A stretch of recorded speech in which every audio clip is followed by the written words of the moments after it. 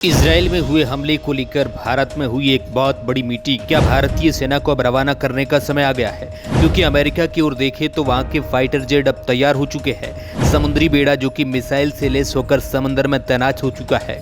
क्योंकि इस हमले को लेकर पीएम मोदी ने बहुत ही बड़ा ऐलान कर दिया है। क्या सच में हो सकती है भारत की इस युद्ध में एंट्री? इस युद्ध का परिणाम क्या होगा, इसका कोई भी अनुमान नहीं लगा सकता है। आतंकियों और इजरायलियों के बीच ये लड़ाई कब रुकेगी, इसका किसी को नहीं पता है। इजराइल ने कह दिया है कि आम लोग अपने घर से बाहर न निकले, क्योंकि बाहर का माहौल पूरी तरह से गर्म है। न सिर्फ आसमान बल्कि जमीन के कोने कोने में भी मौत का साया मंडराया हुआ है। लोग इजराइल को छोड़ने को मजबूर हो रहे हैं, लेकिन बाहर नहीं निकल सकते हैं, क्योंकि एक तरफ कुआं है और दूसरी तरफ खाई। जहां भी जाए वहीं पीछे मौत आ सकती है। वहीं आपको बता दें कि इजराइल अब चुप नहीं बैठने वाला है और उसने वापस अपनी मिसाइल लॉन्च कर दी है, जिस वजह से पूरे हमास में हाहाकार मच गया है। एक वक्त था जब ऐसा लगा कि नेतन्याहू पीछे हट जाएंगे, लेकिन जैसे ही पीएम मोदी ने उनका हाथ थामा, इजरायली सेना ताबड़तोड़ बमबारी से हमास की हवा टाइट करने में लग गई। लेकिन अब हम आपको बता दें कि ये लड़ाई केवल दो जनों के बीच की नहीं रही है।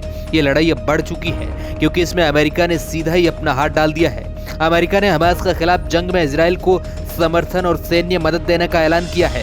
हालांकि इजराइल का साथ देने को भारत ने भी पहले कह दिया था। अमेरिकी विदेश मंत्रालय ने नौसेना के फोर्ड कैरियर स्ट्राइक ग्रुप को इजराइल की मदद के लिए तैयार रहने के मकसद से पूर्वी मध्य सागर जाने का आदेश दिया है। अमेरिका के दो अधिकारियों के हवाले से न्यूज एजेंसी एपी ने यह जानकारी दी है। इसके साथ ही हजारों अमेरिकी सैनिक और कई फाइटर जेट्स भी इजराइल की मदद को उतरेंगे। हमास की तरफ से शनिवार को हुए अचानक हमले के बाद से इजराइल और फिलिस्तीन में जंग छिड़ी हुई है, जिसमें अब ईरान और लेबनान भी शामिल हो गए हैं। मतलब कि अब इस युद्ध में कई देशों की एंट्री होने वाली है, जो वाकई में दुनिया के लिए काफी विनाशकारी साबित हो सकती है। अधिकारियों ने बताया है कि यूएसएस गेराल्ड आर फोर्ड इसके लगभग 5000 नौसैनिक कर्मियों और युद्ध विमानों के साथ क्रूजर और विध्वंसकों को भेजा जाएगा। इसका संभावित मकसद अतिरिक्त हथियारों को हमास तक पहुंचाने से रोकना और निगरानी रखना है। गाजा पट्टी पर शासन करने वाले हमास ने शनिवार सुबह इजराइल के दक्षिण में हवा, भूमि और समुद्र से अचानक हमला कर दिया था। इस हमलों में सैनिक समेत कम से कम 600 इजरायली लोग मारे गए हैं। इसे पिछले 50 साल में देश में हुआ सबसे भीषण हमला कहा जा रहा है। इजराइल के जवाबी हमले में गाजा पट्टी में करीब 300 लोगों की मौत हो चुकी है। इजराइल हमास से फाइनल रिवेंज लेने की राह पर बढ़ रहा है।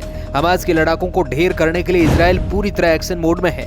30 घंटे में इजराइल ने हमास को बता दिया है कि उससे पंगा लेना आतंकी संगठन को कितना भारी पड़ने वाला है, क्योंकि इजराइल के पास दुनिया की सबसे इंटेलिजेंट एजेंसी मोसाद है, जो पल भर में किसी का भी चकनाचूर कर देती है। ऐसी इंटेलिजेंस एजेंसी जिसके आगे दुनिया के कई देश पानी भरते नजर आते हैं, तो अब सोचो वह एक्शन में के मूड में आ चुकी है। आखिर अब हमास का क्या हाल होगा, ये कोई नहीं जानता है। इजराइल लगातार गाजा पट्टी की तरफ दुश्मन को मार गिराने के लिए एयर स्ट्राइक कर रहा है। अपनी ताकत से हमास को वाकिफ कराने के लिए बड़े बड़े हमले कर रहे हैं। इजराइल की वायुसेना गाजा पट्टी में कई मंजिलों की इमारतों को मलबे में तब्दील कर रही है। ये विनाश दुनिया को किसी और अंधेरे में डाल सकती है या नहीं, इसकी अपडेट पाने के लिए आप हमारे चैनल को जरूर सब्सक्राइब करें।